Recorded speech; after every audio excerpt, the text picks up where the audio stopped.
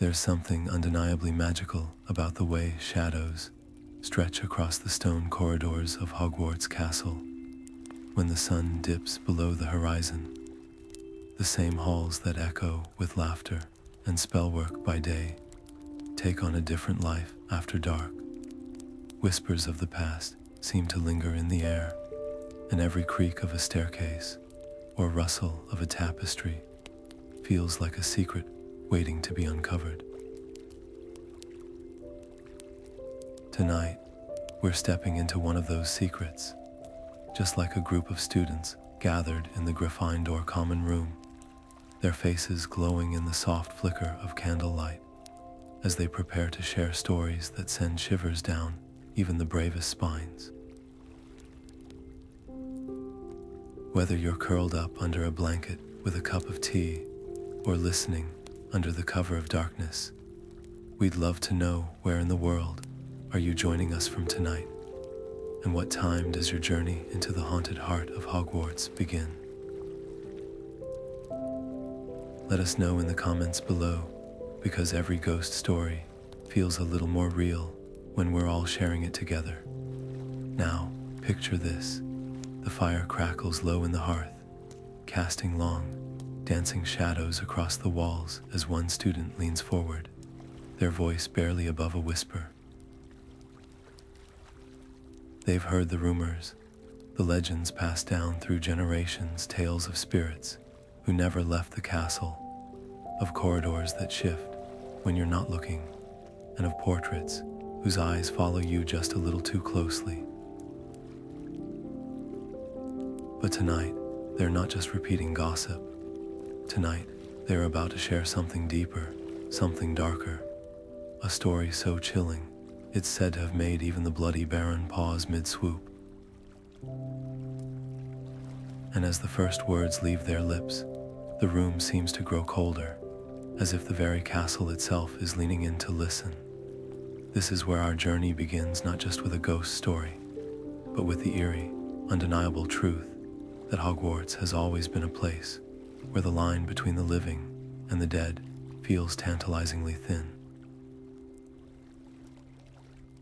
From the mournful moans of the Grey Lady to the mischievous laughter of Peeves, the castle is alive with more than just magic. It's a place where history doesn't just stay in the past. It walks the halls, lingers in the dungeons, and sometimes watches from the corners of your vision when you least expect it. So settle in, because by the time we're done, you might just find yourself glancing over your shoulder, wondering if that draft you felt was really just the wind, or something far, far older. The secrets of Hogwarts' haunted lore are waiting, and they're ready to be heard. The legend of the Grey Lady is woven into the very stones of Hogwarts, a whisper of sorrow that never fades. Helena Ravenclaw, the daughter of Rowena Ravenclaw herself, drifted through the castle corridors for centuries, her ghostly form draped in silver mist, her eyes hollow with a grief too deep for time to erase. The story goes that she stole her mother's diadem, a relic of unmatched wisdom, fleeing into the forests of Albania, only to meet a tragic end at the hands of the man who once loved her, the Bloody Baron. And so, she returned to Hogwarts, not as a living soul, but as a specter, forever lingering where she once walked as a student, her voice a sigh on the wind. But here's where the tale takes a darker turn. The student telling the story lowers their voice, their fingers tightening around the edge of their robes. Just last night, under the pale glow of the full moon, they swear they saw her, not drifting absently as she usually does, but standing perfectly still at the foot of the astronomy tower, her gaze fixed on something unseen. And when the wind howled through the turrets, it carried not just the chill of night, but the faintest sound, a whisper, almost like a name. That's when the real horror set in. Because according to the oldest rumors, the Grey Lady only speaks when she's trying to warn someone. The room falls silent, the firelight flickering uncertainly. Because if that's true, then who was she warning, and why now?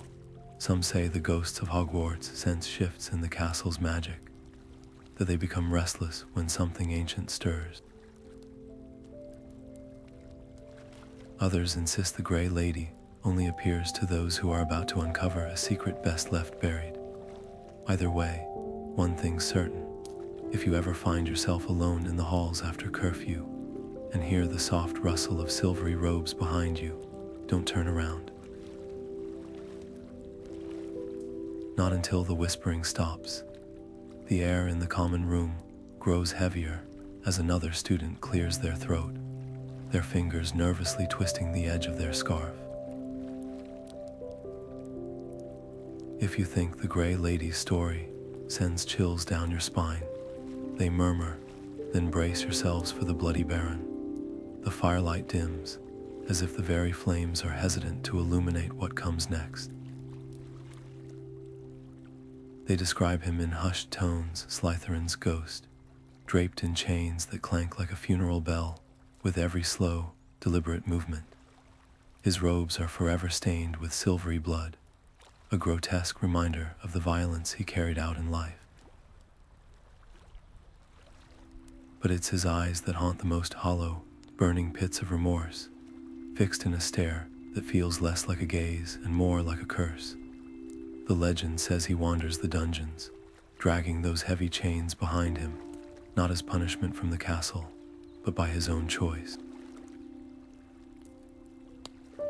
A penance for the crime that bound him to Hogwarts long after his death. One student scoffs, crossing their arms. Ghosts don't rattle chains on command, they say, a smirk playing on their lips. If he's so real, why doesn't someone just call him? Bet he's nothing but a story to scare first years. The others shift uncomfortably, but before anyone can respond, a sound cuts through the silence. A single, metallic clang, distant but unmistakable, like a chain striking stone deep in the castle's belly. The smirk vanishes, the room holds its breath. Even the portraits on the walls seem to stiffen, their painted eyes wide, because everyone knows the rule: you don't summon the Bloody Baron. Not unless you want to invite something far worse than a ghost story. Some say his chains aren't just for show, that they're a warning, a remnant of the moment he took a life in a fit of rage and sorrow. And if you listen too closely when the castle falls silent at night, you might hear them dragging, slow and deliberate, as if he's always just one corridor away, waiting for the next fool brave, or reckless, enough to call his name. Someone finally lets out a nervous chuckle, breaking the tension like a cracked egg. All right, enough about chains and bloody stains, let's talk about Moaning Myrtle. The mood shifts instantly, shoulders relaxing as grins flicker across faces. Everyone knows Myrtle, the perpetually sulking ghost of the second-floor girls' bathroom, forever drifting through toilet stalls and wailing at the slightest provocation. A Hufflepuff leans in, mimicking her signature whine. Oh, why won't anyone come to my death day party? The group erupts in laughter, but it's edged with something uneasy. Because for all the jokes, there's a reason even Peeves steers clear when Myrtle's in one of her moods. They swap stories. The time she flooded the bathroom because someone called her ugly. The way she'd pop up mid-scream behind unsuspecting students. Her dramatic sobs echoing off the tiles like a particularly gloomy symphony. Then drip, a single sharp sound from the far sink. The laughter dies. All eyes dart to the row of faucets, where water beads at the mouth of one, trembling before falling again. Drip, No one had touched it. The pipes hadn't even groaned. Someone mutters, "She's just messing with us," but their voice wavers, because everyone remembers the other stories, the ones whispered in first-year dorms after lights out. How Myrtle doesn't just cry for attention. Sometimes she cries because she sees things the living can't. The air smells suddenly damp, like rain on old stone. And for a heartbeat, no one dares to breathe too loud, because if Myrtle's listening, she's not the one they're laughing at anymore. She's the one laughing back. The laughter at Myrtle's expense fades into an uneasy silence, broken only by the creak of a floorboard as someone shifts their weight. Then, from the back of the group, a voice cuts through the quiet, soft but deliberate. "You think Myrtle's scary? Try spending a night near the Vanishing Cabinet." All heads turn toward the speaker, a Ravenclaw with ink-stained fingers and a habit of reading too late in the library. Their eyes gleam with something between excitement and dread. They lean forward, tracing a finger along the edge of the coffee table like they're drawing a map. You know, the one tucked away in the room of requirement, or sometimes lurking in Borgin and Burke's, if the stories are right. But here's what they don't tell you in history books. Their voice drops to a whisper. Open it at midnight, and you don't just find dust. You find him. A collective shiver runs through the group, because everyone's heard the rumors. The cabinet's twin was destroyed decades ago, but the one at Hogwarts, it's still connected. To what? No one knows. But last winter, a seventh year swears they saw a shadow move inside it when no one was there. A tall, gaunt figure with fingers too long to be human, pressing against the wood from the other side. One listener pales, gripping their knees. That's not just a story, is it?" They stammer. "Because 2 nights ago, I heard it," the whispering. Like someone was trapped in there, begging to be let out. The room goes dead still. Even the fire seems to hold its breath. Someone scoffs, but it's half-hearted. "Probably just Peeves messing with you," they mutter, but the Ravenclaw shakes their head slowly. Peeves doesn't whisper, and he doesn't sound like he's in pain. The weight of those words settles over them like a fog. Then, from somewhere deep in the castle, a clock chimes midnight, and as if on cue, a distant creak echoes through the stones. The sound of a door swinging open on rusted hinges. No one moves, no one speaks, because the real question isn't whether the Vanishing Cabinet holds a secret. It's whether that secret is still content to stay locked away. The chuckles ripple through the group as someone mimics nearly headless Nick's indignant pout, reenacting his famous complaint about the half an inch that kept him from joining the headless hunt. The laughter is warm, familiar, until a small voice from the corner cuts through the mirth. "I saw him crying last week." The words land like a dropped book in the middle of a silent library. All eyes turn to a third-year Gryffindor, their hands twisted together in their lap. It was past midnight, they whisper. "I was coming back from the kitchens, and there he was, floating near the trophy room, just sobbing." The image hangs in the air, unsettling as a cracked mirror, because everyone knows Sir Nicholas de Mimsy Porpington as the life of the feast, the ghost who jokes about his own gruesome end. But this doesn't fit. Someone tries to brush it off, probably just another Death Day party rejection, they say with a weak laugh, but the Gryffindor shakes their head. It wasn't that kind of crying. It was older, like he'd been holding it in for centuries. The fire pops, sending up a shower of sparks, and for a moment, no one speaks. Because that's the thing about Hogwarts, ghosts, they're not just decorations, not just echoes. They're footprints left in time, wearing their deaths like second skins. And if even cheerful, pompous, nearly headless Nick carries that kind of weight, what does it say about the others? The Grey Lady's sorrow is written in silver tears, the Bloody Baron's rage etched in chains. But Nick, his pain hides behind punchlines, tucked away where no one thinks to look. The student who spoke up swallows hard. He looked at me. They murmur, not through me, like ghosts usually do. Right at me, and he said, a pause, a breath.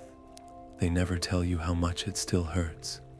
The common room feels suddenly colder, the shadows stretching longer.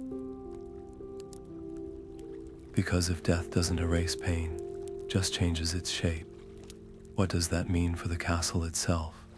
For every stone that remembers, every portrait that watches, every whisper that lingers in the air long after the living have left the room. Then, from somewhere high above, a faint clatter rings out, the sound of a suit of armor being knocked over, maybe, or something less solid, but far more deliberate.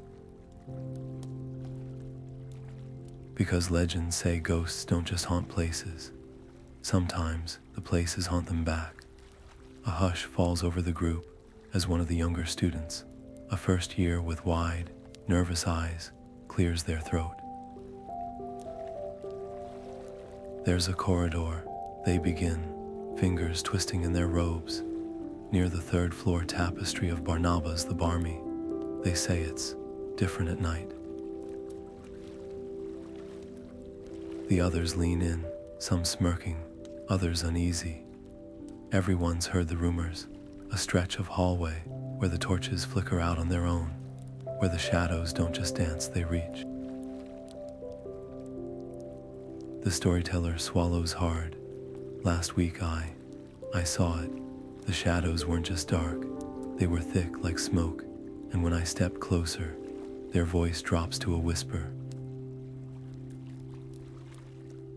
Something stepped back, a few scoff, rolling their eyes, probably just a trick of the light, mutters an older Gryffindor, but their hand grips their wand a little tighter.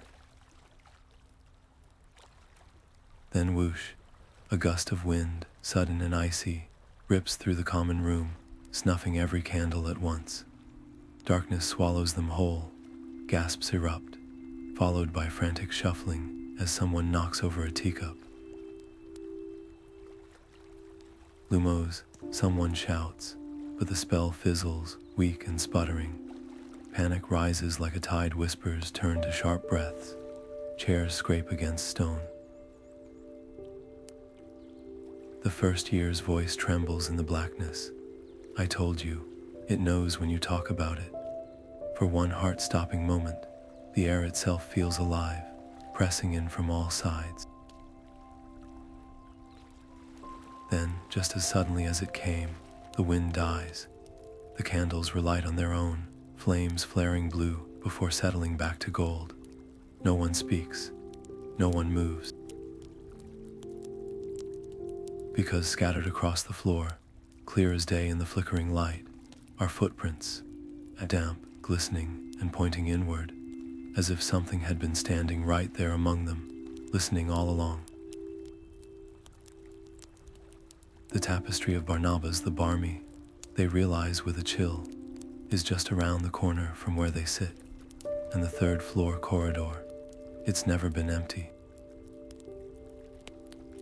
It's been waiting. A Ravenclaw with ink-stained cuffs raises their hand suddenly, cutting through the nervous chatter like a knife. You want to talk about things that shouldn't be there. They say, their voice oddly steady, last month, I found the Mirror of Erised. The name alone sends a ripple through the group. Everyone's heard the legends, the warnings about staring too long into that gilded frame. But what comes next isn't about longing or lost dreams. They describe how the mirror stood in an abandoned classroom, dust swirling in moonlight as they approached, drawn by some unnameable pull. At first, it showed what they expected themselves, older, wiser, holding a freshly published book with their name etched in gold. Then, without warning, their reflection smiled, a slow, knowing curl of lips that didn't match their own expression. Behind them, the empty classroom in the mirror wasn't empty at all. A figure stood there, pale as mist, fingers resting on their mirrored shoulder. The storyteller's breath hitches. It whispered my name, not the mirror me, the other one, and it wasn't just any name. It was my great-grandmother's nickname for me, one no one alive knows.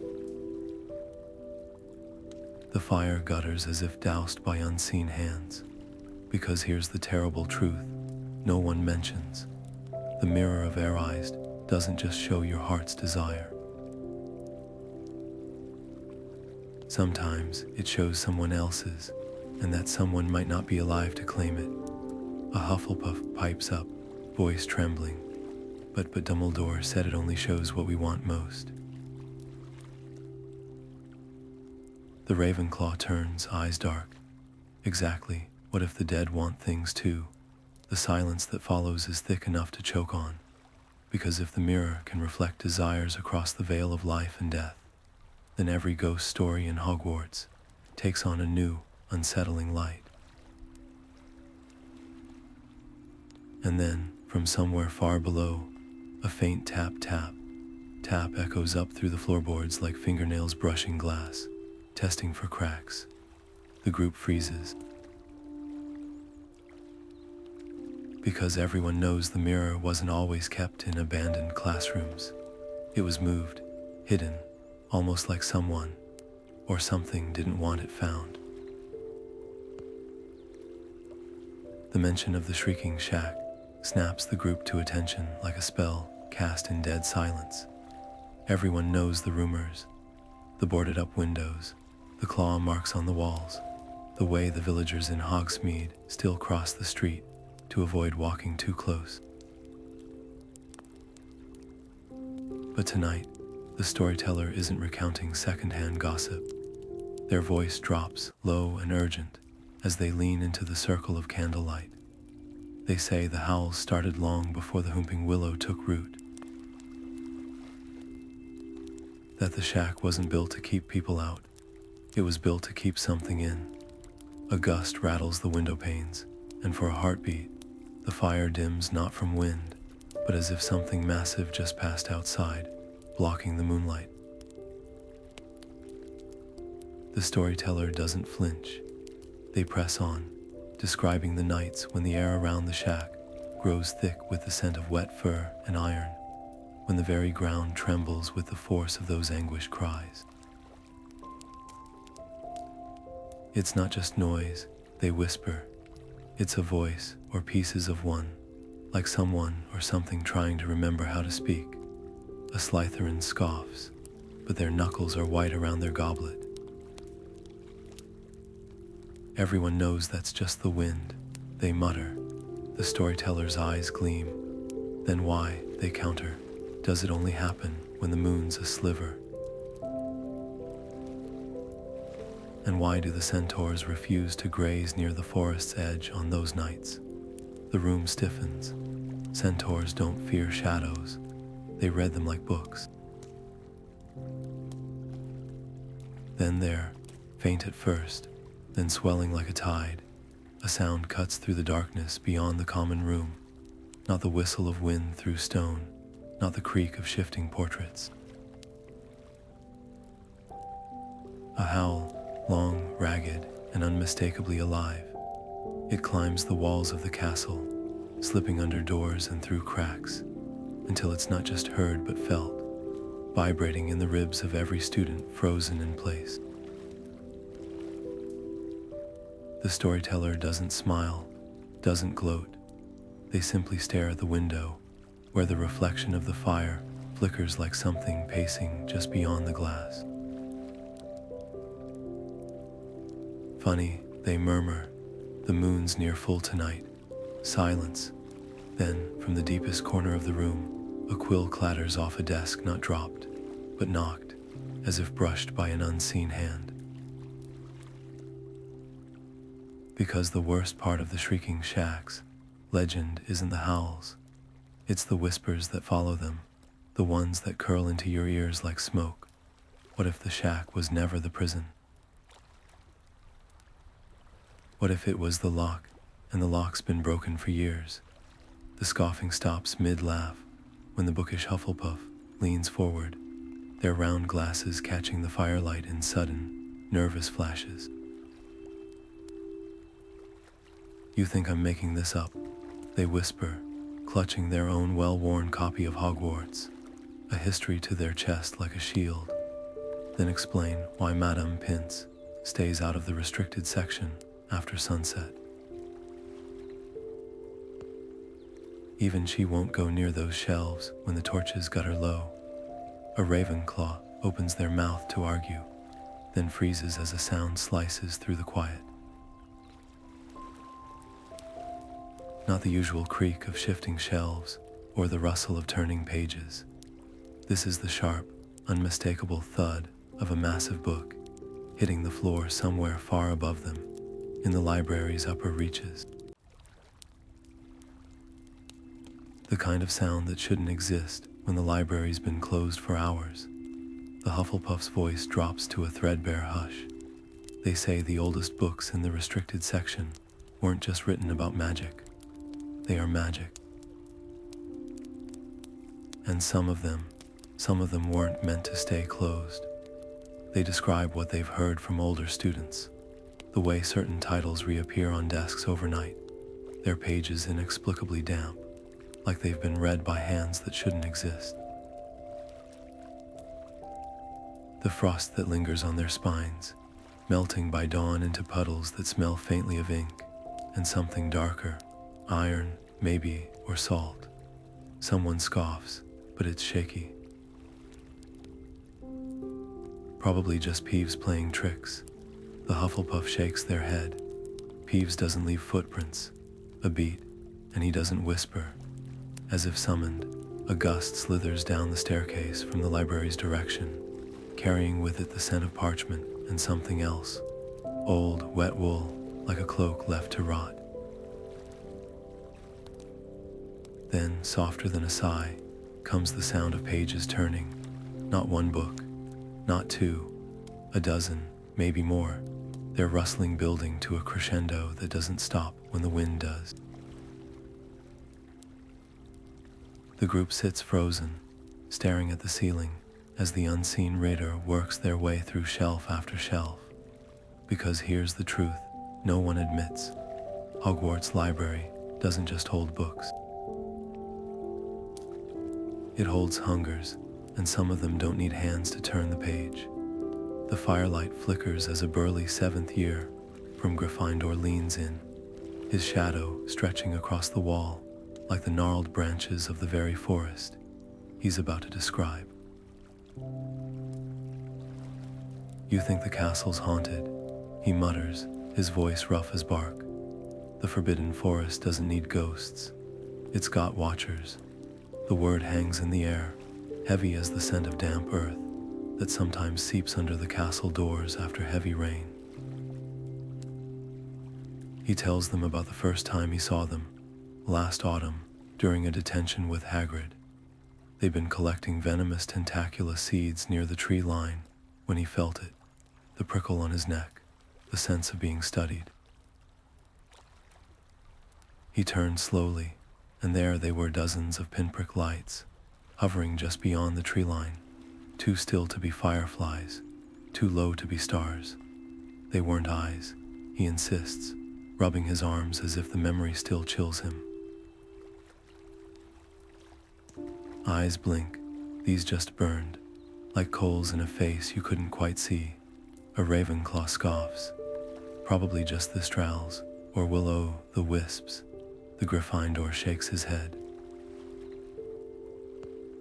The Strals don't watch, and wisps move. He mimics the motion with his hand, a slow, swaying drift. These didn't, they tracked. When I stepped left, they slid left.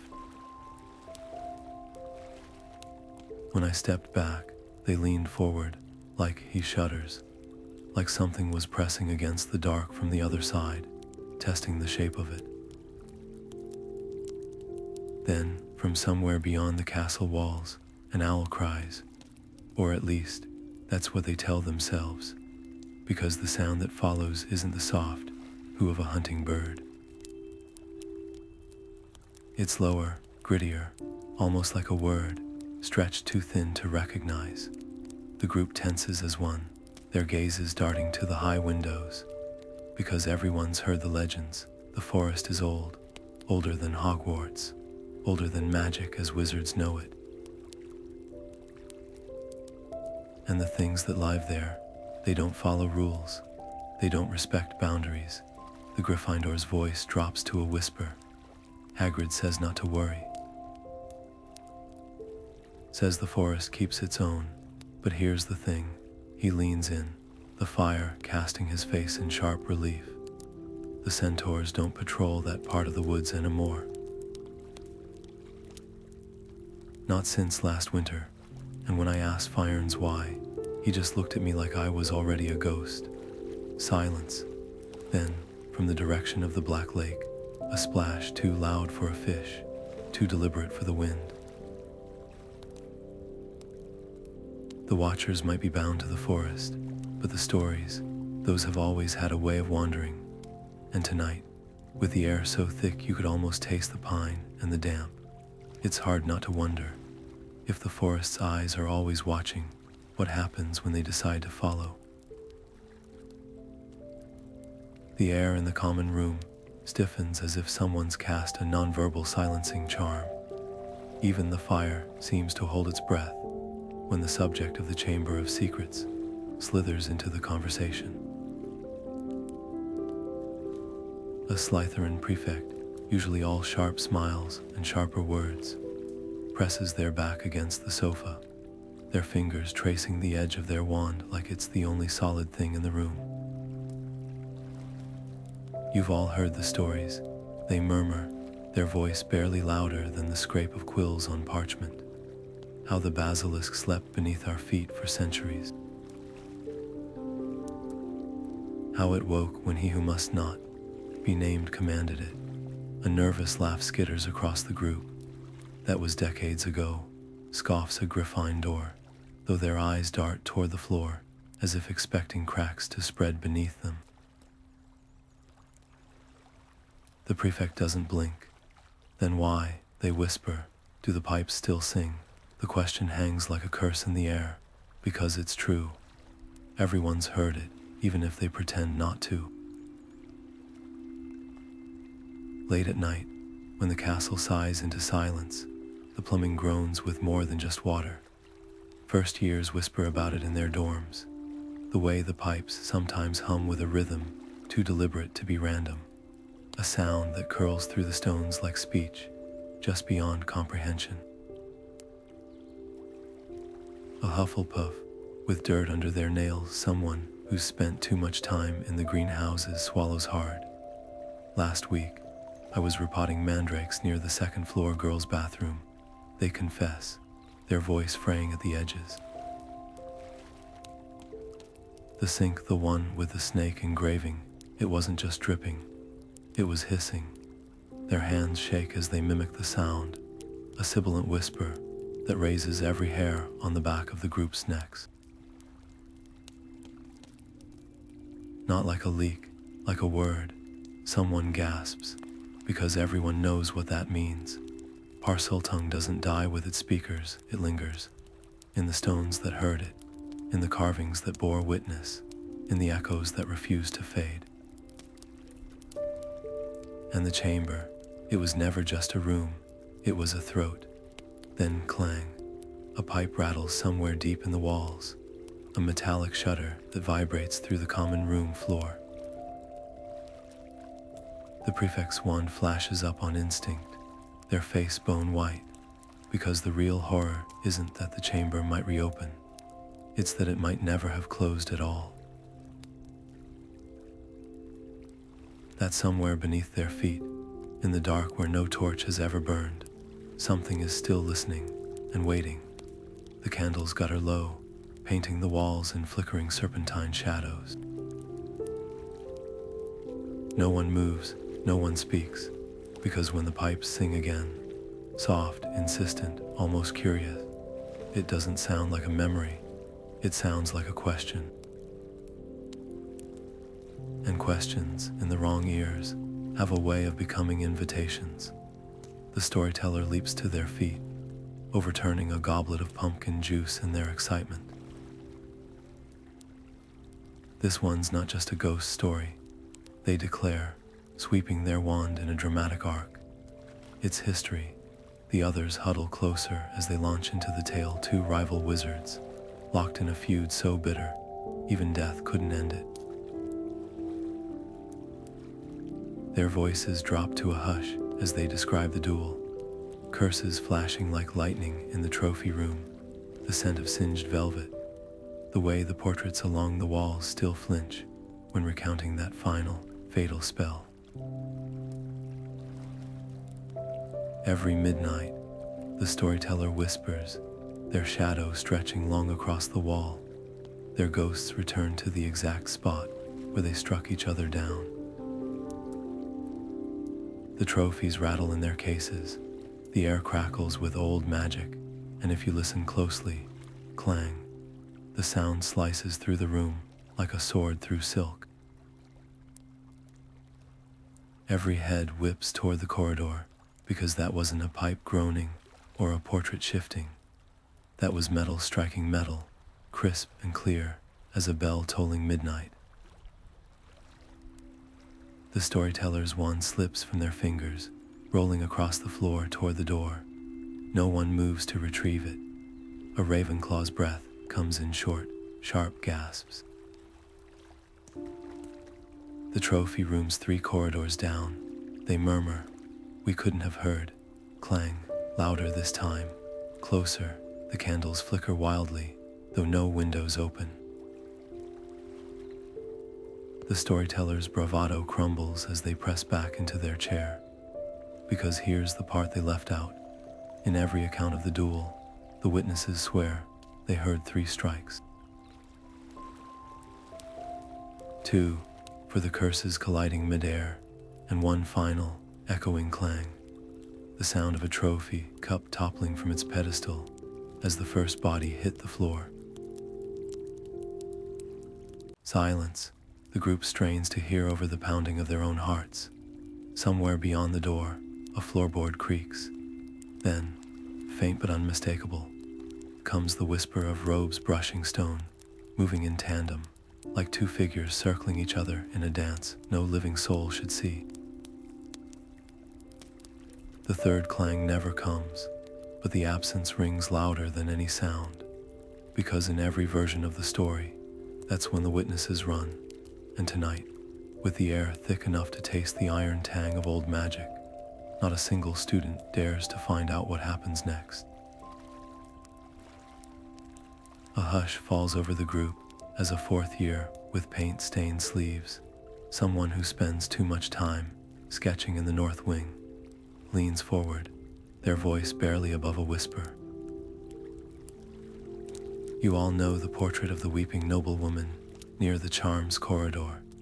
They begin, fingers nervously tracing the rim of their teacup, the one with the cracked frame and the eyes that follow you. The others shift uncomfortably. Everyone's passed it 100 times, always quickening their steps when the air around it grows damp with the scent of old varnish and salt. But this student didn't just pass it. They touched it. They describe how the paint felt wrong under their fingertips, not dry and rough like canvas, but clammy, almost alive. And when they brushed a stray curl of the noblewoman's hair back into place, the portrait moved, not just a trick of the light, a full-bodied flinch, as if struck.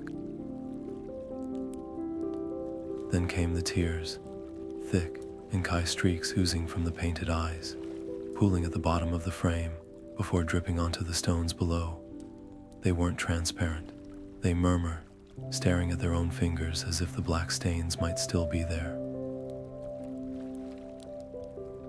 They were dark as squid ink, and when they hit the floor, a shudder, they crawled. Someone gasps, recalling the rumors how a first year vanished last winter after daubing their initials onto the portrait's corner in chalk. The teachers said the child transferred schools. The house elves whispered otherwise. The storyteller's voice drops even lower. I went back the next night with a lantern. The tears had dried, but the portrait, it wasn't the same. They swallow hard. The noblewoman's smile was gone. Her mouth was open now, like she was screaming. And her hands, they mimicked the gesture, fingers splayed against an invisible surface, pressing against the inside of the canvas. A log collapses in the fireplace with a sound like snapping bone. No one jumps, no one breathes, because everyone's thinking the same thing. Portraits don't just capture likenesses, they capture moments, and some moments. Some people should never be left alone in the dark with nothing but paint and time to remember what they once were. Then, from somewhere deep in the castle, a muffled sob echoes down the corridor, high, thin, and unmistakably human. The group freezes, because portraits don't cry where anyone can hear them. And first years don't just disappear, they're taken, and whatever took them, it's still hanging on the wall, waiting for the next curious hand to reach out and learn the hard way. Some art isn't meant to be touched. Some art touches back. The tension breaks like a snapped wand as a round-faced Hufflepuff claps their hands together, grinning. Enough about screaming portraits and haunted pipes. Let me tell you about the only ghost in Hogwarts who's fun. The group leans in, grateful for the shift in tone, as they launch into the legend of the Midnight Feast Phantom. A plump, perpetually grinning specter said to be the ghost of a former student who loved the kitchen so much, death couldn't keep him away. His name was Bartholomew Borage, they explain, mimicking the ghost's signature move, floating upside down to lick crumbs from the ceiling. Died in the 1300s after eating an entire barrel of pickled eels on a dare. Now he haunts the pastry closets, nibbling treacle tarts, even though he can't taste them. Laughter bubbles up as they describe the house elves' exasperation, how they've taken to setting out tiny platters of sweets, just to keep him from pilfering the good silver. Sometimes, if you're lucky, you'll catch him juggling roast chickens over the hearth, laughing like it's the world's best joke. The mood lifts, shoulders relaxing until crash. The sound ricochets from the direction of the kitchens, sharp as a breaking spell. Silence. Then, slow and wet and unmistakable, comes the sound of chewing. Not the polite nibble of a ghost with manners. This is ravenous, greedy, the kind of chewing that echoes with too many teeth. The Hufflepuff's grin falters. That's not Bartholomew, because everyone knows the stories, the other stories, the ones about the thing that sometimes lurks in the pantry shadows. Its mouth stretching wider than a plate, its fingers long enough to pluck sausages from the skillet without stepping into the light. The house elves call it nibbles, but only in whispers, only after triple checking the locks on the meat cellar. A distant clatter rings out, a spoon skittering across stone. Then another, and another, like something's testing the weight of each utensil, deciding which to use. The group exchanges glances, because the real horror isn't that Hogwarts has a gluttonous ghost.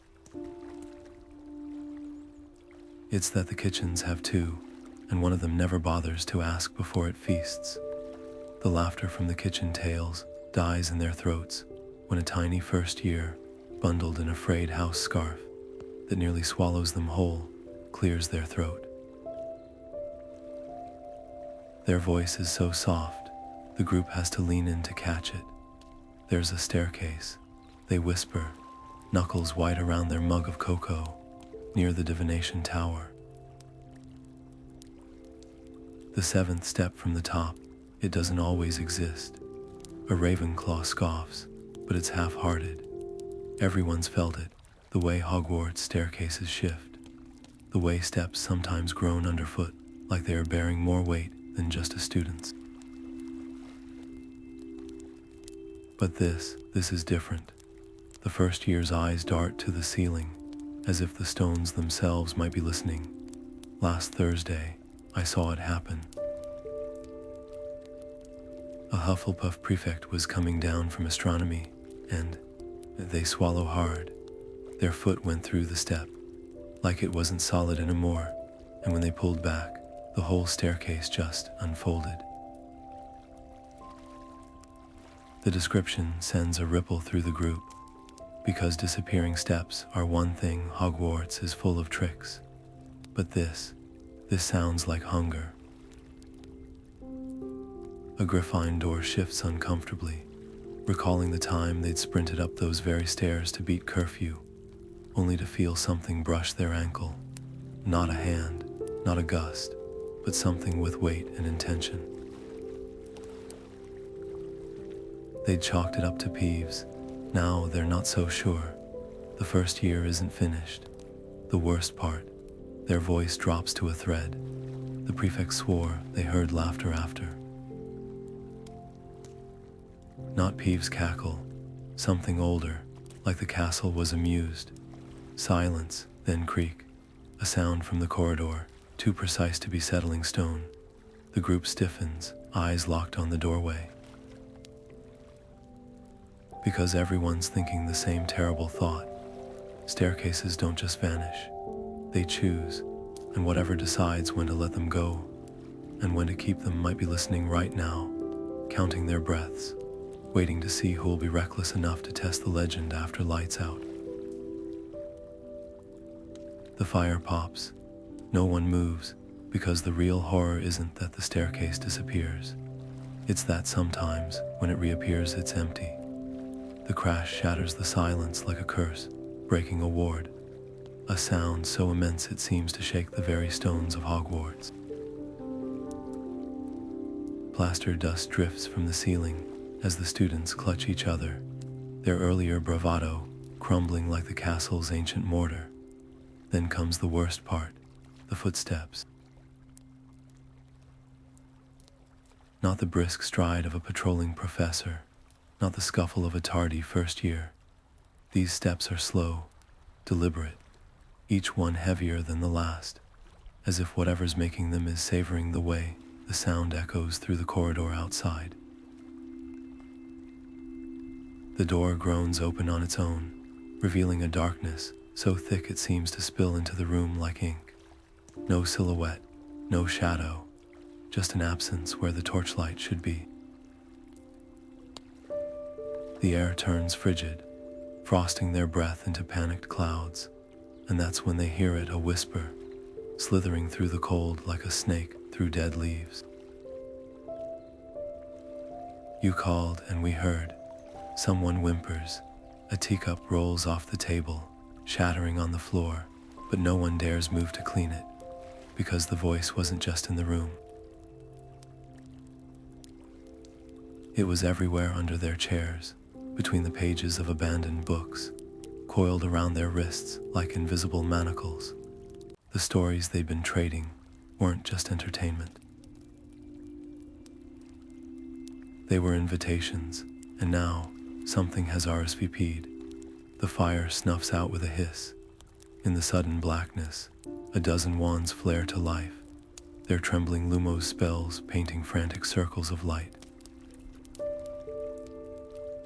That's when they see it, the footprints, not on the floor, on the ceiling.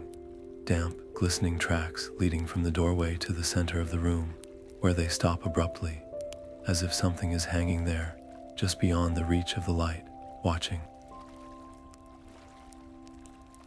A breeze they can't feel stirs the pages of Hogwarts, a history on the table. It flips open to a chapter no one remembers reading, the Unspoken Pact. The text is jagged, handwritten in margins older than the castle itself, and it tells a truth far darker than any ghost story. Hogwarts doesn't just house spirits. It bargains with them. The laughter in the stairwells, the whispers in the pipes, the way the portrait's eyes follow you. None of it's accidental. It's the price of magic this old, this deep. The castle gives them power. In return, they give it ears, then silence. The footprints fade. The door clicks shut, but the chill lingers, clinging to their skin like a second robe. Because the real horror isn't that something answered. It's that now, they all know the rules. Stories aren't just stories here. They're conversations. And in Hogwarts, when you speak into the dark speaks back. Dawn creeps through the high arched windows of the common room like a hesitant visitor, painting the worn tapestries in watery gold. The fire has burned down to embers, and the students slump in their chairs, shadows under their eyes deeper than the ones the castle cast just hours before. Someone laughs, a brittle, breathy sound, and just like that, the spell breaks. Jokes about jumpy first years and overactive imaginations start to fly, but they land softly, without conviction. Because no one's really fooled, not when the memory of those ceiling footprints still glistens in their minds, not when the taste of iron lingers in the air, sharp as a hex. A Gryffindor stretches, rolling their shoulders like they are shedding an invisible weight.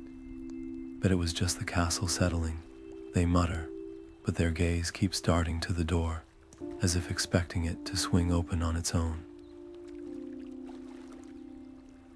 Across the room, a Ravenclaw quietly tucks Hogwarts, a history into their bag, fingers lingering on the page about the Unspoken Pact.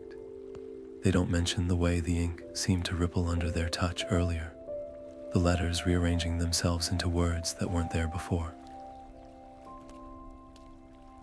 Magic remembers, it had read, "Do you?"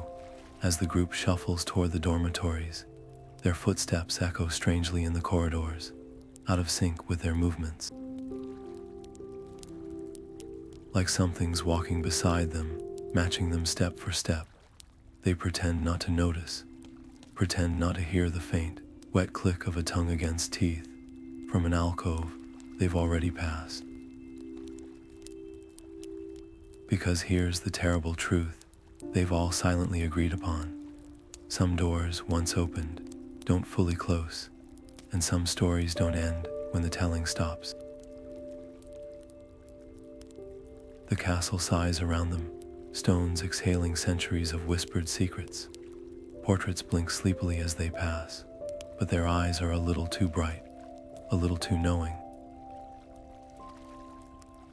Even the suits of armor seem to stand straighter, their hollow helmets tilted just so, as if listening to a punchline only they can hear.